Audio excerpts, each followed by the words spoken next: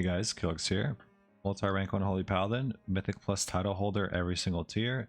Today I'm bringing you a pull-by-pull breakdown of Darkflame Cleft on a plus 20 key as Holy Paladin in the War Within Season 2. This isn't just a basic dungeon guide, I'm going to be walking you through every single pull, every single cooldown, and every decision I make, positioning to utility to burst healing. Let's get into it. Now this first pull, you're essentially, if your tank is doing it like this, you're going to have 2 kicks here and 2 debuffs to cleanse. Normally you would CC one of the casters and only pull 1 in at a time to have 1 cleanse and 1 kick. But this time we have 2. Ideally you want to cleanse one of the debuffs instantly and then just be keeping down consecrates and judgments as possible. When the AoE is happening, you want to make sure, from the overseer, you want to make sure you top everyone off. I'm going to cleanse myself here and spam heal the mage there whenever he needs healing. Other than that, I'm just keeping down judgments, keeping up consecrates. Just kicking whenever I can, hodging whenever I can. Now, unluckily, both of the casts went off there. I end up having to heal through one, but cleanse the other. Now this next pull is a little bit hard actually. You have 2 AoEers. Now you can line of sight this AoE or you can just heal through it if you can. Just keeping down consecrate, keeping down judgments. Now right here at the circle, you can freedom this and you will take 0 damage from it. Ideally you want to freedom your melee and run out yourself because you're the healer. Plus most of your damage is just consecrate anyways.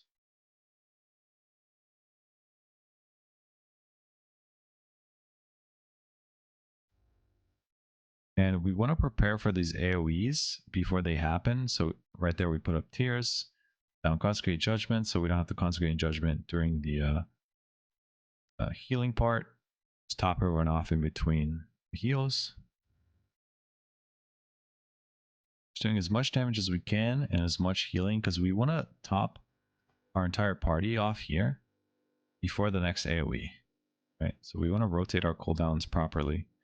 Like ideally I should be walling this, divine tolling my party. Right there, the druid almost died there because I was a little greedy min-maxing my wogs. But it worked out fine.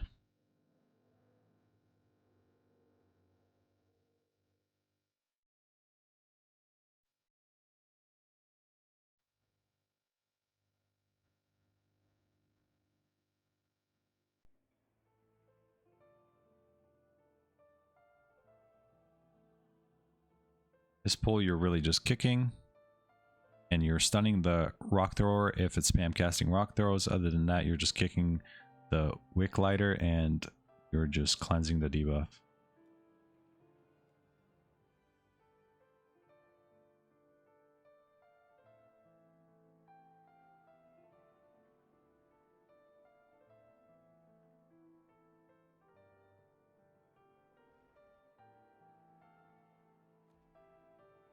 Now we're taking these pulls pull by pulls because this dungeon is very free on time. You don't really need to rush this key, right? You want to, like right here, normally if you skip this way and you pull these mobs into the boss, you want to incap that mob to the right and walk by it, and you want to make sure you're not slowing these ads because the patrol will pull if it patrols all the way back there. Right, so we're going into the next boss. Ideally, we're just spam keeping up consecrates on those ads to get rid of them as soon as possible. And we're just doing as much damage to the boss as we possibly can. And keeping up people alive that are fixated and have the pickaxe debuff on them. Alright. Now, normally the person that is fixated is going to take the most amount of damage because the ads are going to be mailing them and applying that stacking bleeding debuff. And you want to just attack the carts anytime they're up because you don't want them to explode. They'll most likely wipe your group if they explode. You want to do as much. You're really just pressing cooldowns on cooldown this fight. You're not really holding cooldowns for the carts, but just do as much damage as you can and healing when it's required. See right there, I held wings for this. Auto my mage for more damage during the cart. Keeping up judgments, just spam doing as much damage as I can.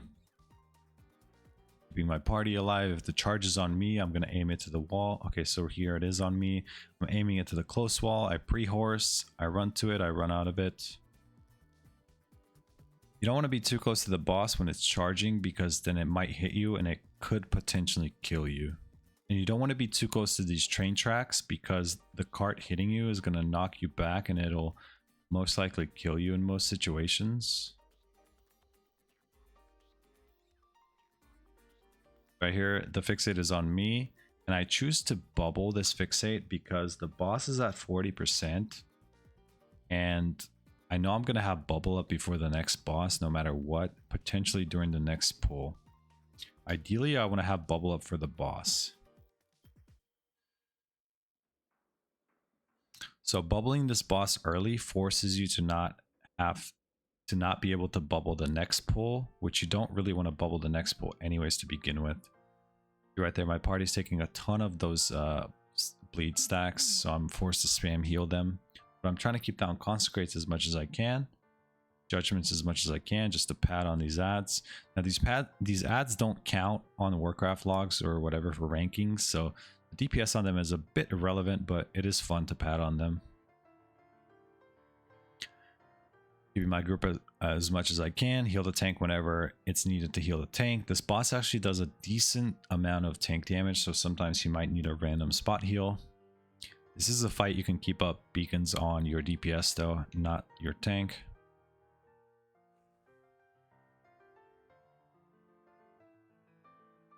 Boss is going to die here, so we're going to go up to the next pull. We have every single cooldown for the next pull except bubble. Ideally, you'd want to beacon the tank on this pull because the tank is going to take the most amount of consistent damage. But on this pull, if you're doing 3 candles, you're going to have 3 AoEs happening back to back to back, so you need to constantly pump out heals. At the same time, these blazing fiends, you need to make sure you kick them. If this cast goes off, it could potentially wipe your group because your group is going to take more and more stacking percentage fire damage from any source. So that's why it's very important to kick those blazing fiends. See, I have one on focus, so I can kick it whenever I can, and I can hodge it whenever I can. For the most part, I'm just preemptively preparing for the AoE. I kick the mob there, I keep down consecrate, I judgment to get the wings out. I'm just spam healing right now, just spam healing, keeping out judgments, keeping out consecrates. Everyone's full health, so I'm able to consecrate and judgment. I need to top us ASAP before the next AoE. I divine toll to top us, put up the hot, put up insurance hot. Again, the AoE is coming, it's happening, boom, boom, boom.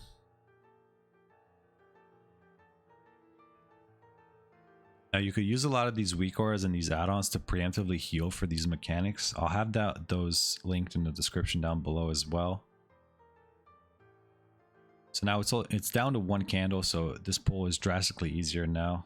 You don't have to really focus on healing too much anymore. We're just doing as much damage as we can and finishing the pack off. We're just divine tolling on cooldown for damage. Yeah, I holy prison myself here for more AoE damage. Put up that blessing ASAP because blessing of winter is useless.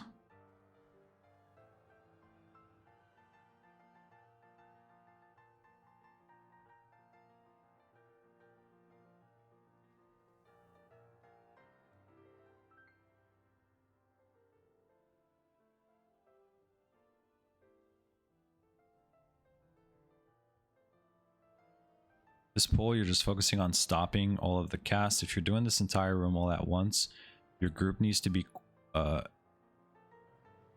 good enough to just stop every single cast. And when you run out of stops, what you can do, you see how the tank is slowly moving the mobs in line of sight of this candle?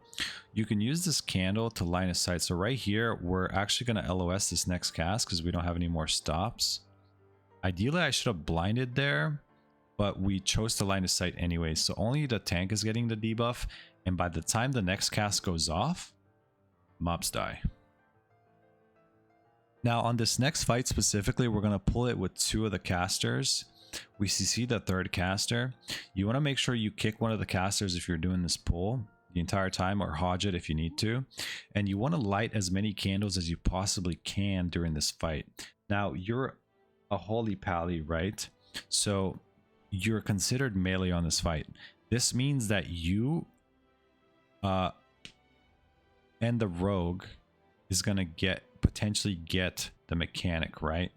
Ideally, if you had a priest in this group setup, only the priest, the mage, and the druid would get the fire mechanic, which is coming right now.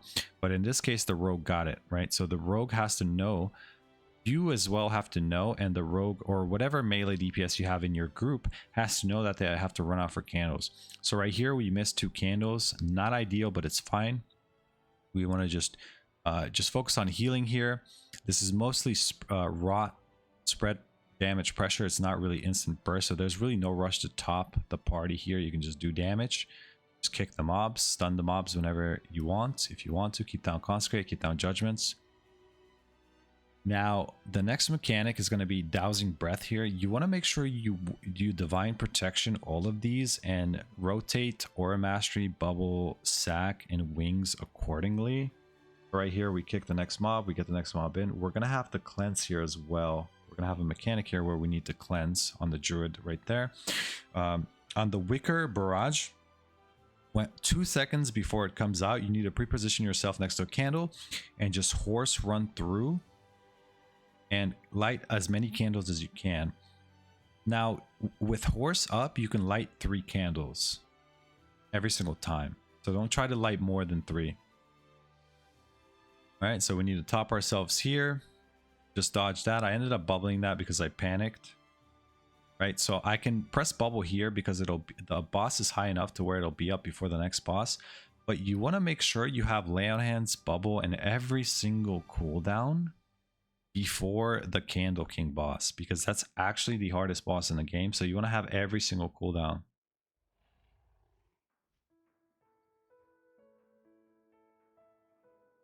So right here, we're getting ready for the next AoE mechanic. We press tiers, we trinket wall. Ideally, we should not have trinketed there and walled at the same time, but you want to press wall literally on cooldown to make sure it lines up with every single dousing breath.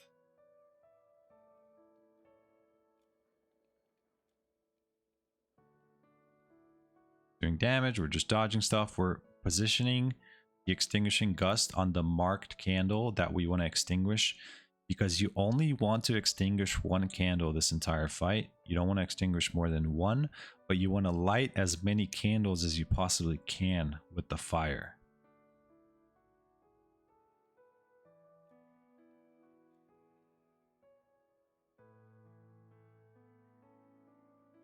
So right here, the boss is starting to get pretty low. Wings is coming up. I'm going to press wings on cooldown here to make sure it's up for the next boss. We're not going to hold it. We're just going to press it on cooldown after this wings. Ideally, I should have pressed wings instantly and then extended it with awakening right there. But I ended up judging first and then wingsing right after. So I ran out there a little late, but I still got 2, which is fine. I think we ended up missing 2 here, or 1. Okay, we ended up missing 1, so it's fine. It's not a big deal. Just want to make sure you're consciously aware of everyone's health during the AoE. And you want to make sure you top everyone off before the dousing breath, because the dousing breath is the only thing that one-shots in this fight. So it's the only mechanic that you have to press a defensive for, like a damage reduction ability for.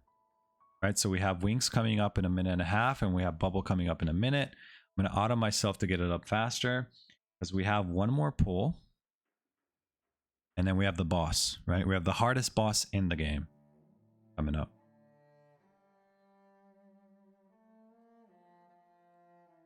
Pull is very easy. You just kick, stun, you interrupt, you stop these casts, and you stack them up and you kill them. This next pull we're going to skip, but if your group decides to do this pull, there are 2 mechanics you have to do, about 3 actually. You need to dodge the candles on the ground, you need to dodge the frontal from the caster, and you need to kick as many casters as you can. And the melee guy will occasionally charge a person, and you can actually bop this charge or bubble it. I would not bubble this because you're not going to have bubble for the next boss. You could just bop it. This boss, we're going to put beacon on the druid and the mage. And this is the most healing intensive fight. Luckily, I had a wing sprock on pull there. You see, I had 1 second left on awakening, so I ended up judging the boss to pull. And we're just going ASAP. Ideally here, we're kicking the boss on cooldown ourselves to generate 1 extra holy power from our kick. Because anytime we get a kick on any mob, we generate 1 extra holy power. Right here, I horse to run to the next thing right there. Ideally, you want to soak only 1 or 2 of those candles, not 3 or 4. Okay, you only ever want to soak 1 or 2 candles, not more than 2. So this entire pool, we should not be consecrating. I'm making the mistake of consecrating here. I need to just completely min-max healing and keep up every single person to full health the entire fight. Okay, and spam kicking the boss as often as I possibly can. Just spam healing the entire time. The pickaxe is on me, so I'm going to start to fall a little bit behind here. I get a wog out. I should be able to divine toll here. You're essentially pressing your cooldowns on cooldowns this fight. And when the candles come out, these circles right here, this is where you use DR abilities, okay? So right as the circle is about to explode, you want to either press divine protection or aura mastery or mass barrier or something like that, and then you want to precast a holy light so you instantly heal a person when the absorb goes out. You want to clear those absorb off instantly as soon as possible. Okay, so as you can see, we're just literally healing on cooldown. My rogue almost died there, but he's fine. Just doing as much healing as we possibly can. I should have kicked there instead of casting that tears. That the holy power would have been much better there in that case. Now the other important mechanic here, as you'll see during this fight, it actually bugs out. There's a bug right now with immunities. If you immune during this fight right before the circle mechanic, your circle will not clear those ads. And if you don't clear those ads during the fight, they're gonna make the fight like a ridiculous, like insanely harder. Okay, and you'll see here, not this one, but this next one, I think I end up bubbling. So you want to bubble early, like you want to bubble like right here, for example. Like that would have been a good time to bubble, right, to negate damage. But I end up bubbling after the set of mines or candles, whatever the fuck they're called. So I clear this. I divine toll to top us before the AoE. I should have divine protection there, which I did not. The rogue died. The druid's rezzing him. I should be pressing divine protection here, but this fight is so healing intensive, man. I don't even have time to think. So I end up bubbling here, but I bubbled too late, right? And the kick goes out. As you can see, the candle goes out. Right? I'm stacked on top of them, but they didn't clear. Right? You saw that, right? I was stacked directly on top of those mobs and they didn't clear. So now we have 2 extra candles out. And the boss is very low. Granted, the boss is very low, but now we have 2 extra candles out. So the druid barkskin, the rogue cloaks. This is the last hard set right here because the boss will die soon. The rogue's gonna die here most likely. I end up having to heal myself. I try to keep the rogue alive, which was fine actually because he got an extra couple globals in. I think he definitely dies there. Starting to panic here. Like I pressed consecrate on accident. I walled as well. I have toll coming up very soon, so we're gonna be fine here actually. If I hadn't pressed that consecrate there, we would have been in a much better situation there. And we end up killing the boss. But if those 2 candles had not bugged out there, the boss would have been much easier. This next pool, normally you have somebody escorting the cart while your tank and your healer goes ahead, really far ahead, and pulls a ton of these mobs.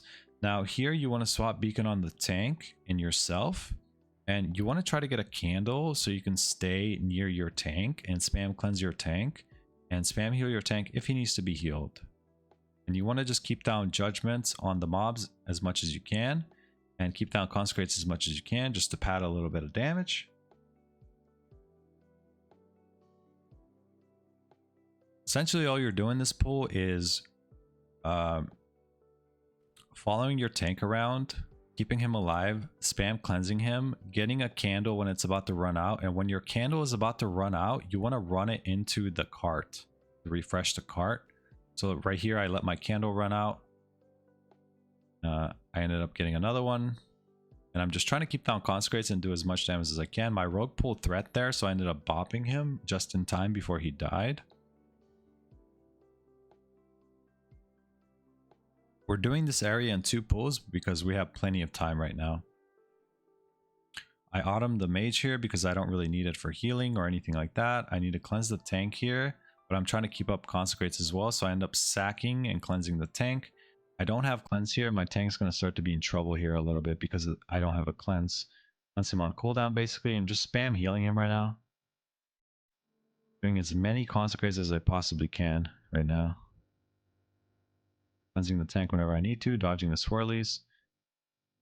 I should be refilling the cart right now, but it's like it's a little bit healing intensive right now, so you want to focus on keeping your tank alive there. See, I go out of my way here to get a candle, so I'm losing a ton of uptime on my damage here because I'm doing that, but I'm just doing the mechanics and making sure we live, right?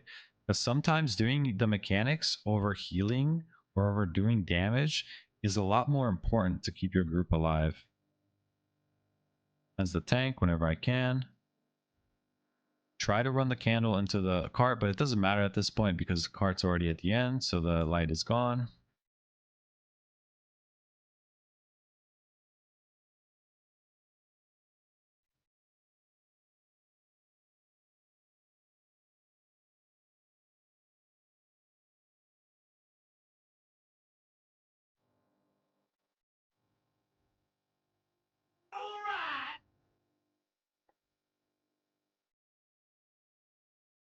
Doing as much damage as we can. This pool is pretty boring. Another thing you can do here is you can put one of the horrors on focus and just kick it every time it casts to get more holy power from your kick. You don't have to hodge them unless nobody has a kick. You see how I hodged it right there? I should not have hodged it. I should have just waited for it to cast and then kicked it. Do the bomb, do the little mini game here.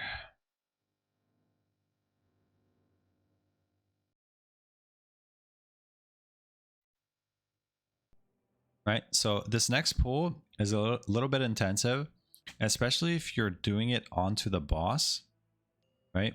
Depending on your time, you're going to want to kill this pull by itself. So we had plenty of time here, like we should have just killed the trash pack. Like if we wanted to be safe and for sure 100% time the key, we should have just pulled the trash pack, killed the trash pack, and then pulled the boss and kill the boss by itself. But what we ended up doing here is we just pull every single trash pack onto the boss. Right? Because we're gaming. We're owning this key right now. We're 7 minutes. We have 7 minutes left, so plenty of time to time this key. All we have to do is make sure we stay alive. That's it. Keep down consecrates, keep down judgments. Heal everyone that needs healing. On this fight, you're going to beacon the tank, and you're going to swap your beacon to the target that gets targeted by the shadow blast. Okay, so every now and then the boss will cast a giant circle onto a target right there on the druid, but he ends up shadow melding this and avoiding it. Right, if you're gonna invis, shadow meld, or feign death or anything like that, you need to make sure that you wait till the cast is almost done casting to min max your shadow meld and then do it.